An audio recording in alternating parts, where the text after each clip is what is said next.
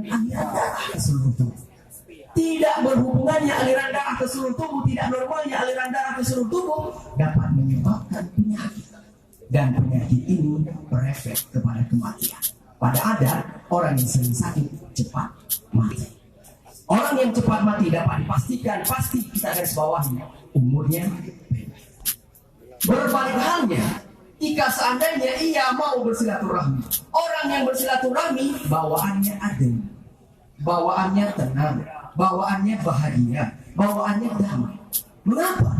Karena dendrin dalam otaknya bekerja secara normal, sehingga detak jantungnya pun ikut normal dan aliran darah ke seluruh tubuh juga ikut normal. Orang yang seperti ini tidak cepat sakit. Orang yang tidak cepat sakit pada adatnya tidak cepat meninggal. Orang yang tidak cepat meninggal bisa kita ambil kesimpulan bahwasanya orang ini adalah orang yang panjang umur. Maka sudah benar terbukti sesuai dengan fakta dan realita yang tak terbantahkan perkataan Rasulullah, man sarrahu ayyusa'alahu fi asri falyasir rahim. Itu yang pertama. Yang kedua, man sarrahu ayyubsatalahu fi rizqi falyasir rahim. Siapa saja yang ingin dimudahkan rezeki, maka ia mau tidak mau harus juga rajin silaturahmi. Mungkin saya tidak akan memakai suatu materi di sini, namun saya cuma akan memaparkan beberapa contoh terbukti bahwasanya silaturahmi sangat berhubungan erat dengan rezeki. Contoh yang pertama, kita yang rencana jadi caleg, calon gubernur, calon bupati, calon camat, calon besi, apapun caleg, pasti perlu suara terbanyak. Dan suara terbanyak ini harus diraih dengan seringnya belusukan atau silaturahmi. Dengan tanpa silaturahmi maka tidak ada yang mengenal. Saat tidak ada yang mengenal, rencana jadi caleg hanya sia-sia. Maka dari itu silaturahmi sangat erat hubungannya dengan rezeki. Itu contoh yang pertama. Ustaz, saya tidak ingin jadi caleg. Ada contoh kedua. Contoh kedua, misalnya kita membuka usaha, kita jualan. Tentunya orang yang berjualan baru mudah rezekinya, banyaknya pembeli. Dan banyaknya pembeli harus dilatar belakangi oleh banyaknya pelanggan. Dan banyaknya pelanggan dilatar belakangi oleh banyaknya kenalan dan silaturahmi. Dengan tanpa kenalan dan silaturahmi maka tidak mungkin banyak pelanggan. Maka benar adanya perkataan Rasulullah, falyasir rahimuh, jika kalian ingin dimudahkan rezeki. Ustaz, saya tidak dagang. Ustaz, saya juga tidak rencana jadi caleg. Apa contoh bagi saya? Kita yang tidak rencana dagang, kita yang tidak rencana caleg, juga benar perkataan Rasulullah, kalau mau silaturahmi maka akan dimudahkan rezeki. Contohnya apa? Contohnya kita yang hidup di dunia ini, roda dunia ini berputar. Tidak selamanya kita di atas dan tidak selamanya kita di bawah.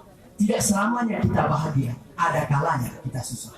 Nah, di saat kita susah, maka dapat dipastikan jika kita banyak kenalan, pasti banyak yang membantu.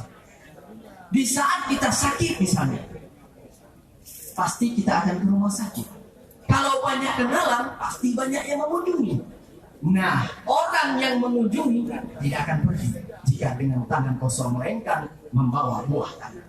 Ada yang membawa makanan, ada yang membawa buah-buahan, ada yang memberikan sedekah. Saking banyaknya orang yang memberikan sedekah, membuat suasana, membuat rezekinya tambah banyak. Jangankan biaya rumah sakit, insya Allah rumah sakit pun bisa diborong. Inilah manfaat duniawi daripada silaturahmi. Terbukti perkataan Rasulullah, jika kita ingin dimudahkan rezeki dan dipanjangkan umur, maka bersilaturahmi. Majelis ini adalah majelisnya silaturahmi. Tempatnya kita bertatap muka kembali, tempatnya kita berjabat tangan kembali. Silaturahmi itu terbagi dalam dua bentuk.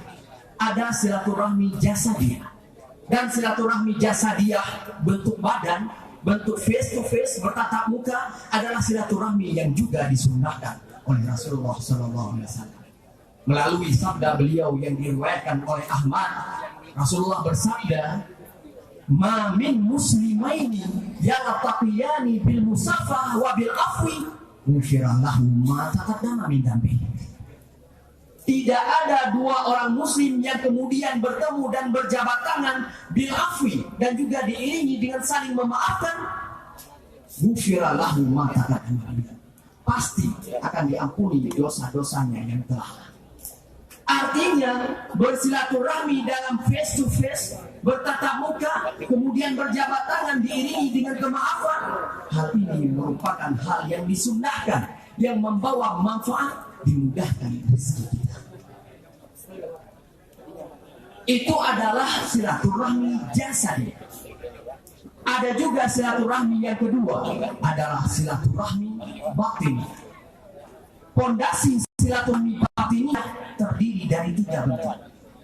Yang pertama, pondasi silaturahmi batiniyah adalah saling memaafkan. Jangan hanya berjabat tangan melainkan saling memaafkan, maka ini adalah silaturahmi batiniyah. Pondasi silaturahmi batiniyah yang kedua adalah saling mendoakan dalam kebaikan. Dan pondasi batiniyah yang ketiga adalah saling berhusnudzon, saling berbaik sangka. Mungkin saya agak mengejar sedikit karena ini waktu sangat sempit, tidak terlalu saya panjangkan pembahasan. Yang jelas silaturahmi itu ada 2. Yang pertama silaturahmi jasadiyah dan yang kedua adalah silaturahmi batiniyah. Kedua-duanya, baik silaturahmi jasadiyah ataupun silaturahmi batiniyah, yang pasti kedua-duanya akan diberikan pahala yang berujung surga dan diberikan manfaat di dunia berupa mudah rezeki dan umur yang panjang. Itu alasan pertama saya berani mengklaim majelis ini adalah majelis mulia. Alasan kedua saya berani mengatakan majelis ini adalah majelis mulia, adalah majelis ini adalah majelis ilmu. Karena yang hadir di sini adalah orang-orang yang berilmu. Yang hadir di sini adalah orang-orang yang menuntut ilmu. Yang hadir di sini adalah orang-orang yang memberikan ilmu, mentransformasikan ilmu di setiap hari. Tentunya majelis ini adalah majelis mulia. Apa buktinya ya Ustaz? Buktinya Rasulullah pernah bersabda di dalam suatu hadis yang diriwayatkan oleh Baihaqi. Rasulullah bersabda, innakum asbahtum fi zamanin kathirun fuqaha wa qalilun futara, kathirun mu'tuh wa qalilun su'al, fal amalu fihi khairun minal ilmi. Rasulullah menyampaikan kepada para sahabatnya, wahai sahabat, kalian sedang berada di suatu zaman yang begitu banyak para fuqaha, begitu banyak para ulama, wa qalilun futara, dan sedikitnya futara, sedikitnya orang yang pandai berretorika, sedikitnya orang yang pandai berceramah, sedikitnya orang yang pandai berkhutbah dan berpidato. Dan kalian semua sedang berada dalam kondisi di mana banyaknya orang yang mau memberi dan sedikitnya orang yang meminta-minta. Maka amalan terbaik, aktivitas terbaik masa itu adalah fal amalu fihi khairun minal ilmi. Beramal, aktivitas amalan saat itu lebih utama daripada aktivitas ilmuwan. Kemudian Rasulullah melanjutkan pembicaraannya untuk mengingatkan kita sebagai umat Nabi Muhammad yang ada di zaman ini, bukan di zaman para sahabat. Rasulullah menjawabkannya, sayati zamanun ala ummati kathirun khutaba wa qalilun fuqaha, kathirun su'alu wa qalilun mutuh wal ilmu fihi khairun minal amal.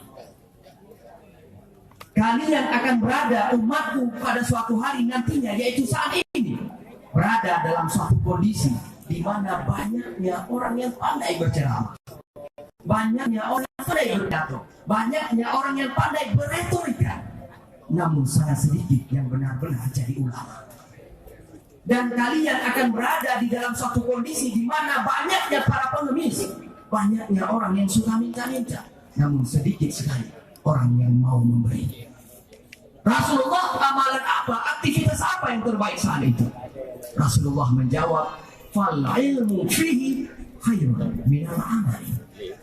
Aktivitas keilmuan saat itu lebih baik daripada aktivitas pengamalan. Nah, itulah aktivitas kita saat ini di SMAN 1 Sakti. Aktivitas keilmuan. Aktivitas keilmuan yang dimaksud Rasulullah tentunya aktivitas yang memberikan manfaat kepada agama. Itu alasan kedua, saya berani mengklaim majelis ini adalah majelis mulia. Yang terakhir, majelis ini saya sebut dengan majelis mulia karena dalam majelis ini sesaat lagi ada yang namanya penantunan anak yatim. Menurut saya dengar informasi, karena salah satu agenda acara hari ini adalah agenda penyantunan anak yatim. Nah, orang yang mau menyantuni anak yatim sudah pasti orang mulia. Siapa yang katakan, Ustaz? Yang katakannya tentu Rasulullah SAW sendiri, dan bahkan Rasulullah menjanjikannya bersama Rasulullah di surga. Di dalam suatu hadis yang diriwayatkan oleh Bukhari dan Muslim, Rasulullah bersabda, "Ana wa kafilul yatim kahataini kilbaina." Saya bersama orang-orang yang mau menyantuni anak yatim seperti dua jari ini di dalam surga. Artinya di surga yang sama dan duduk bersandingan dengan Rasulullah. Jika kita mau menyantuni anak yatim, mengusap kepalanya, menafkahi fakir miskin, maka tentu janji ini bukan janji bohong. Janji ini adalah janji yang akan ditepati sendiri oleh Rasulullah SAW. Karena pada hakikatnya setiap harta yang kita miliki sekarang ini adalah bukan milik kita. Yang benar-benar jadi milik kita yang mana? Yang benar-benar jadi milik kita adalah yang kita wakafkan untuk agama, yang kita sedekahkan kepada fakir miskin, yang kita santuni kepada anak yatim. Inilah harta yang benar-benar menjadi milik kita di dunia dan di akhirat nanti. 3 alasan inilah yang membuat saya hari ini bangga berdiri di sini, di hadapan guru saya, di hadapan orang tua saya, di hadapan kakak-kakak saya, di mana semoga Allah menyatukan kita semua di surganya nanti. Amin ya rabbal alamin. Tidak ada satupun yang di antara kita yang hadir di sini tidak masuk surga. Amin ya rabbal alamin. 3 alasan inilah yang juga saya berani mengklaim majelis ini adalah majelis mulia. Semoga apa yang saya sampaikan bisa bermanfaat untuk pribadi saya sendiri dan tentunya untuk para bapak-bapak, ibu-ibu hadirin dan hadirat yang dirahmati oleh Allah. Saya berada di sini bukan bermaksud menggurui ataupun menasihati, tapi saya berada di sini bermaksud sedang menggurui dan menasihati pribadi hati saya sendiri. Mohon maaf atas segala kekurangan. Terima kasih banyak atas segala perhatian. Wabillahi taufiq wal hidayah. Assalamualaikum warahmatullahi wabarakatuh.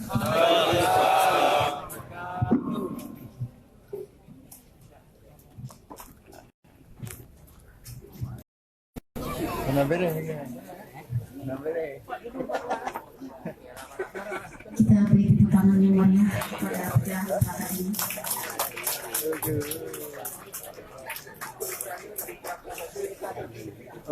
Demikian pelakat sudah kita serahkan. Selanjutnya kepada Bapak Kolonel Infanteri Mahesa Pitayadi, kepada Bapak Marwan, kepada Bapak Kasriona dan juga kepada Pak Makrum agar bersedia menyerahkan buah tangan kepada para guru SMA Negeri 1 Sakti. Kepada bapak-bapak kami silakan. Pak Mahesa, Pak Marwan, Pak Kasriono dan Pak Makrum.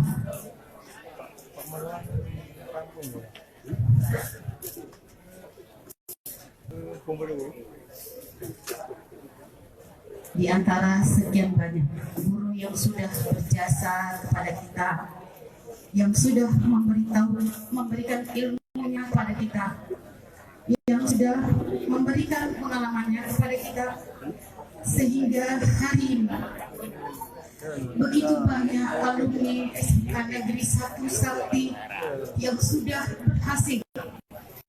berhasil untuk keluar baik dari daerah Sakti sendiri ataupun barangkali keluar dari Indonesia sendiri.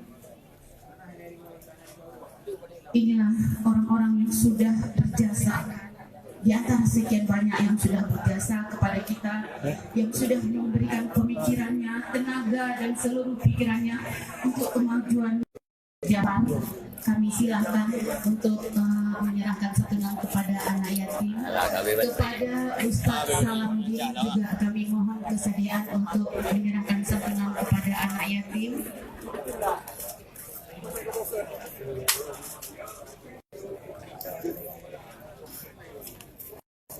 Kepada Bapak Muklis BKD juga kami mohon kesediaan untuk menyerahkan santunan kepada anak yatim.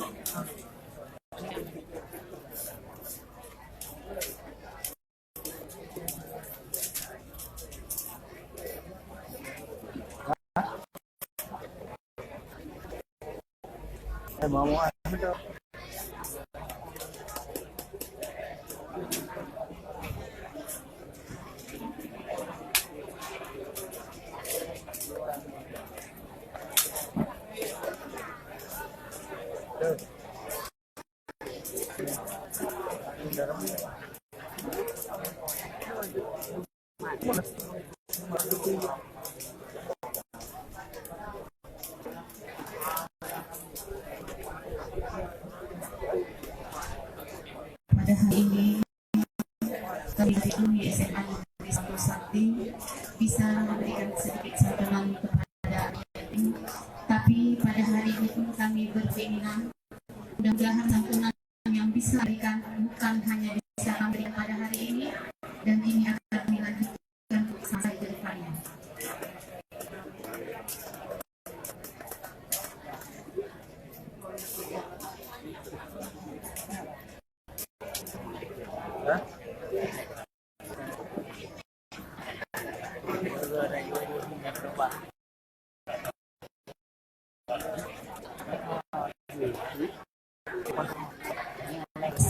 Kali perhatian dari saya sebagai pembawa acara, pada hari ini tujuan dari trim ini adalah silaturahmi. Jadi acara kita tutup dengan perkenalan mengenai masing-masing letting. Jadi setiap letting yang hadir pada hari ini, baik dari tahunnya nggak bisa saya sebutkan, tetapi barangkali ada yang dari tahun 80 atau barangkali sebelum